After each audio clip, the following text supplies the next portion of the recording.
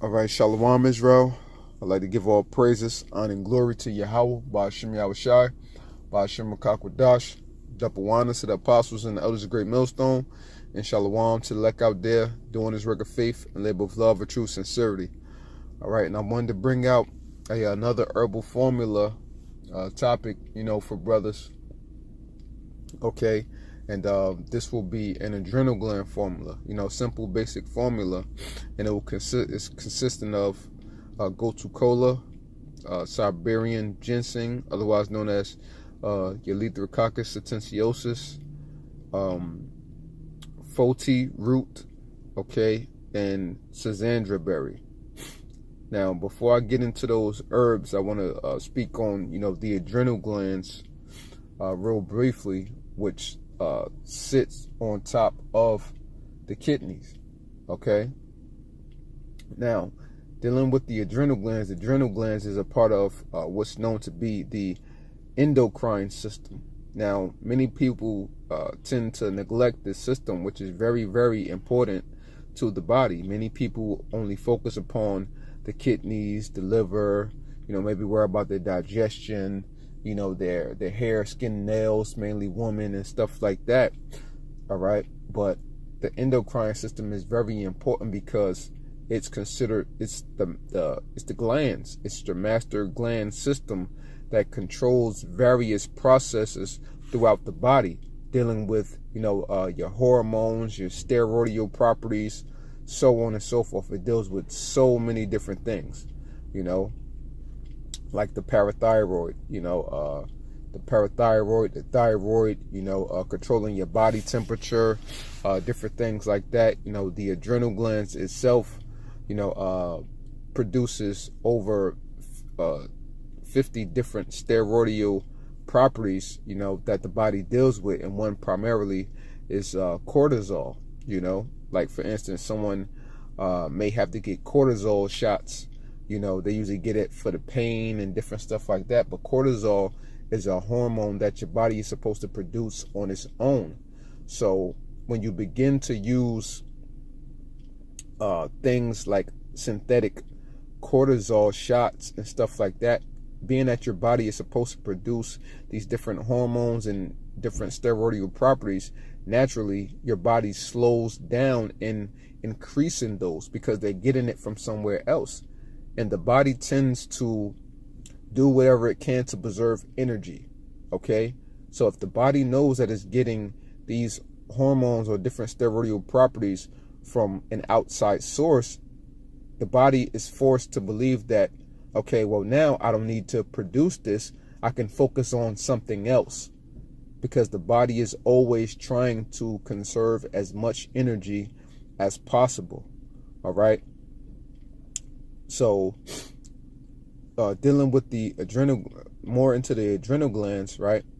Now, the adrenal glands, which a lot of people are ignorant of, can play a big factor in people having diabetes, because the adrenal glands control sugar metabolism. They deal with how your body metabolizes sugar. Okay, but many people don't know this. Or, when they go to their doctor won't give them this information, but it's very important.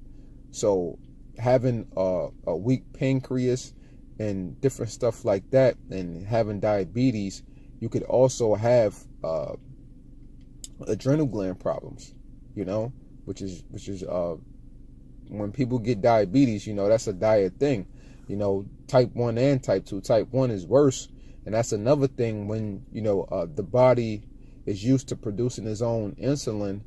And now, people go to get, these insulin shots. Now the body stops producing it on its own, so naturally, you would have to be increasing adrenal gland function and then working on different areas of the body, for the body to get back to that standpoint. Because people that are type 1 and type 2 can work themselves out of diabetes. Now, type 1 is a lot harder, and it will take more time depending on how long the person was actually on insulin, because there's a woman that was on insulin. She's still on it technically, but she's almost off it, and she's been decreasing in her shots, but she's been on insulin shots for 30 years, and then find out about the natural way of doing things, and now she's almost done with it. And it's been about 2 years since she's changed up her diet, but she's almost completely done with it. You know, in type 2 diabetes, you know, that could be killed off with just a proper diet, you know, and a proper detox, but long enough, you know, to actually detox it out of the system. Okay, to detox those problems away. All right, and to regulate the body's hormones and everything like that. Now, also, the adrenal glands controls the kidneys. They are the master gland to controlling the kidneys, because when you look at, you know, when they say somebody have high blood pressure, they'll read the numbers 120/60, so on and so forth. I forget. You got the systolic and the diastolic. I always get them mixed up. All right. I believe the systolic is the top number and the diastolic is the bottom number. Okay, and with those numbers, they represent the kidneys and they represent the adrenal glands. I forgot which one is which. I can't get it on top of my head, Salakia. But I'll put it in a description, either in a description, or I'll put it on a comment board, which deals with which. So this shows you how important that the adrenal glands are and their attachments unto the kidneys. Okay, so if you have weak kidneys, you know, the best thing to do is not just to work on the kidneys itself, but also to work on the adrenal glands in conjunction with that, to help to fortify the strength of the kidneys even more and fortify your adrenal glands. And also, a lot of people that drinks a lot of coffee, you know, they wind up taxing their adrenal glands, so your body can produce these proper steroidal properties, and in turn that helps to destroy the kidneys, because coffee and all that different stuff, it helps to slowly but surely deteriorate the kidneys. Okay, this is why the adrenal glands are so important to the body and the system. All right, now those are just some of the things in which it does. There's other things as well, but I just want to touch on that briefly, and I'll just speak on these 4 herbs real briefly. Okay, now dealing with gotu kolo, brothers should be pretty much familiar with this, and for those brothers who are not, this is a plant in which elephants are known to eat, and this is why they say elephants never forget and different things like that, because gotu kola is great herb for memory, for circulation, brain circulation. Okay, to help nourish and to cleanse the adrenal glands. Okay, and it helps to detox you. All right. There's many other properties as well, but you know, I'm just touching on a few of them. I don't want to do a long, in-depth breakdown of each individual herb. Okay, so those are some of the key factors and key things in which gotu kola does, and it helps overall. You know, if you got to take it for a while, but it helps with your long-term memory. All right, so that's gotu kola, and I encourage. That's one of the top herbs that you can use for adrenal gland function, for brain function, memory, and brain blood circulation throughout the brain and stuff like that. One of the top herbs that you can use. Another good one that the brother of war from the Mississippi camp mentioned also is Brahmi. You know, and people often get gotu kola and Brahmi mixed up. They're like kind of like in the same type of family. All right, but they're still different. It's called Brahmi or Bacopa. All right, so that's another top one for memory and circulation of the blood throughout the brain and stuff like that. You know, but that's a side note. Now next we have Foti root, which otherwise people know this to be as the anti-aging herb. Okay. And with Foti root, it has many great benefits to it. It's an adaptogen. So these herbs that I'm talking about within this formula are adaptogenic herbs. What does adaptogenic mean? It basically means being able to adapt to stress. As I said, because these herbs deal with the adrenal gland, so it helps the body naturally deals with different forms of stress, whether if it's mental, physical, However, they help you deal with different forms of stress and endurance so that your body can push through these things. All right. Now, with Foti root is great herb for the kidneys as well. And they have, ancient, Chinese stories about men that lived X amount of years and so on and so forth, behind using this herb. And also it helps to darken the hair, and it helps to prevent men from actually going gray. Okay. So it slows down that process, and it helps your hair to turn darker. Whatever color your hair is, it helps it to turn a little bit darker. Okay, so it helps to preserve the hair follicles, and different things like that. And it's a great adaptogenic herb for the adrenal glands and the kidneys. All right. Now, the next one is Schisandra berry. Otherwise, they call it some people call it like five berry, because they deal with different forms of taste and different functions. And this herb is great even just by itself. Schisandra berry, you could get some pills for it and just take it itself, and this will greatly give you more energy, and you will notice it as well. So Schisandra, that's another just adaptogenic herb, help you dealing with stress, help you cope with stress, and it helps you to really pick up your energy. So this is a energetic formula. Your energy won't be crazy throughout the roof, but you'll know that you up and you're about, and that you feel good, and you can do whatever it is that you need to do and get things done, and you won't feel too stressed out about it.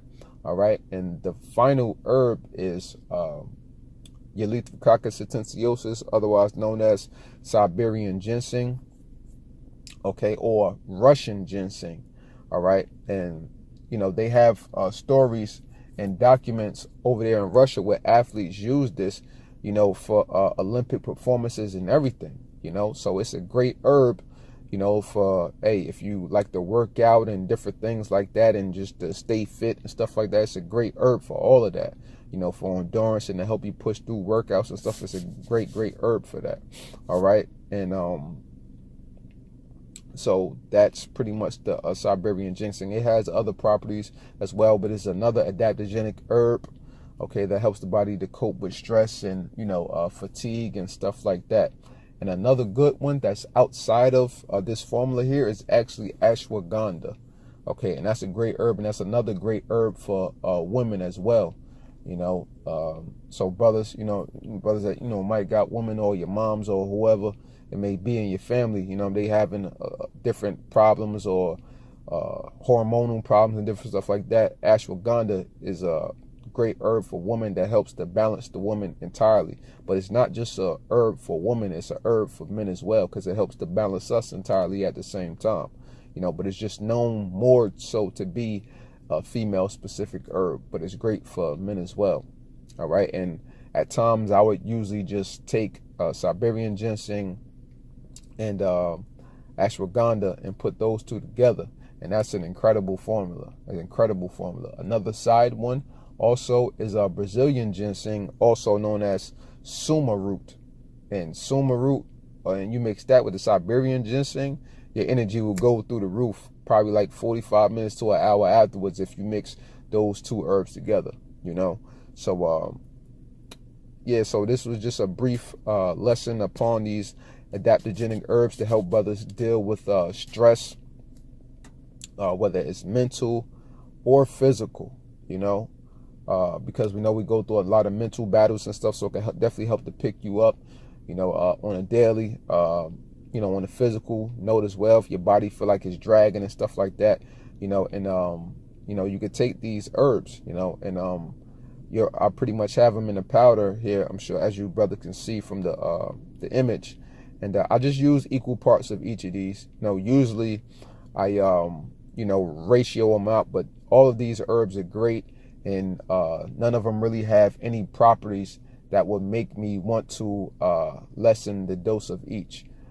So it's up to you however you want to do it, but I just use even portions of each of these herbs, and I just mix them together, the powders, and brothers could do this on their own, what I'm saying, and stuff like that. And I just take like encapsulate them, take like 2 a day, and stuff like that. You can find capsules out there and stuff like that.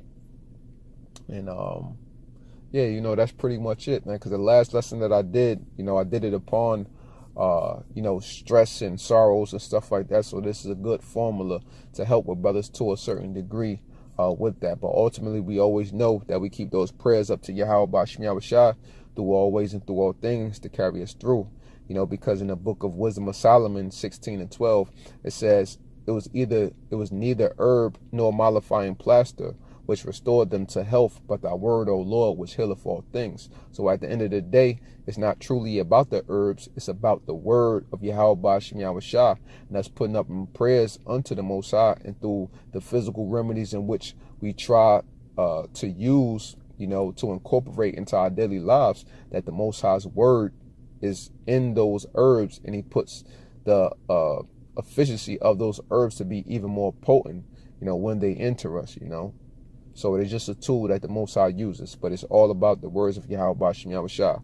You know, in the book of Sirach, 30th chapter, you know, it talks about health and wealth and good body above all gold and wealth, you know. So that's what it is. So, you know, I hope this short segment was edifying, you know, to Akim out there. And if you got any questions about anything I said, you know, you could hit the comment board and leave me a comment or something like that. So with that, I'd like to give all praises, honor, and glory to Yahweh, Ba'ashem Yahawashi, Ba'ashem Rakakwadash, double honors to the apostles and the elders of Great Millstone, and Shalawam to the elect out there, doing his work of faith and labor of love and true sincerity. Shalawam.